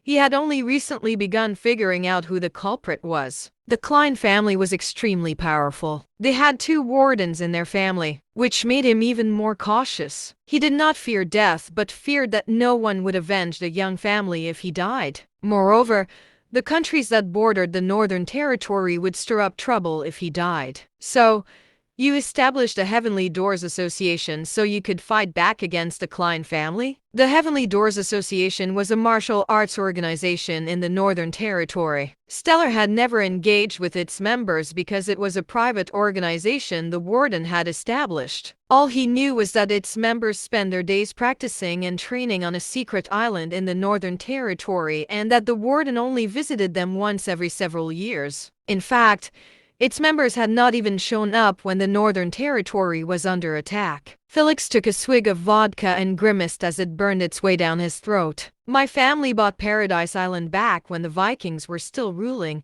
Today, it remains one of the few islands in the country that are privately owned. The island is a treasure trove of cultivation-related knowledge, but the members still need more time to learn and practice since the Heavenly Doors Association is a relatively new organization. Aren't you afraid they'd betray you after gaining power? Stellar asked. A member of the Young family was an immortal cultivator, and he created something called a soul contract. It's very straightforward. All you need are 2 pieces of parchment paper, one for the principal and one for the subsidiaries. Once they drink the water infused with the ashes of the subsidiaries' parchment paper while I drink the water infused with the other one, I get to control if they live or die. Felix only shared how he kept them under control, but he did not delve into the specifics. The fact he was willing to share all this with Stellar showed he trusted him as much as he would a brother. However, some things he kept secret just to be on the safe side. Stellar did not think too much of it and merely smiled sadly. I had never imagined the Klein family to be as powerful as they are now. Woof woof woof, woof woof woof. Then, the sounds of a dog's barks could be heard. Felix and Stellar exchanged glances before they scrambled to their feet and hurried to the gates of the Young Gardens. The 2 security guards lay in a pool of blood, their eyes open and faces filled with looks of horror. The large black dog was also fighting for its life. Its limbs twitched for a while before it also died. Danger! Let's go. Stellar looked around warily before he escorted Felix away from the scene. Beep beep! Beep beep! The man's phone rang. Felix shoved Stellar aside and went to grab the old man's phone. When he saw the incoming caller ID was saved as granddaughter, he immediately answered the phone and said in a low voice, "Hello, are you the granddaughter of this phone's owner?" On the way to the Young Gardens, Melody slammed on the brakes. She hung up the phone and said in a voice overcast with grief, "Something's happened to my grandfather." Nash curled his hands into fists. "Come to Johnford with me. Let's seek revenge against Old Devil when we become more capable of doing so." Melody's face had gone pale. She was about to turn down Nash's suggestion and embark on the journey to seek revenge when she recalled her grandmother's last words. She gritted her teeth and dialed another number. Soon, a wizened voice could be heard on the other end of the line. "Melody, has the Old Devil come looking for you guys? Grandma has passed away. Her body has been sent to Eternal Prosperity Funeral Parlor. I think my grandfather is in trouble as well, so please help me check on him at the Young Gardens," Melody said chokingly. "Come to my place. The Old Devil wouldn't dare do anything to you if you're with us. The Old Devil has already completed more than half his journey to achieving the Mystique Loyalty Realm. I'll just bring you guys more trouble if I stay with you. I'll leave Golden Falls for the time being." Melody hurriedly hung up the phone when she finished speaking. She did not mention anything about Nash's presence. After wiping the tears off her face, she looked up the directions to Royal Bay on her phone and sped toward its direction. Meanwhile, Felix and Stellar sat in a taxi. Stellar retrieved his phone and dialed Golden Falls warden's number. Felix grabbed Stellar's phone and shook his head. "Do not let anyone know we've been there." Stellar whispered, "Does that mean there's no one left to guard the mausoleum? What will happen to the two old men's corpses?"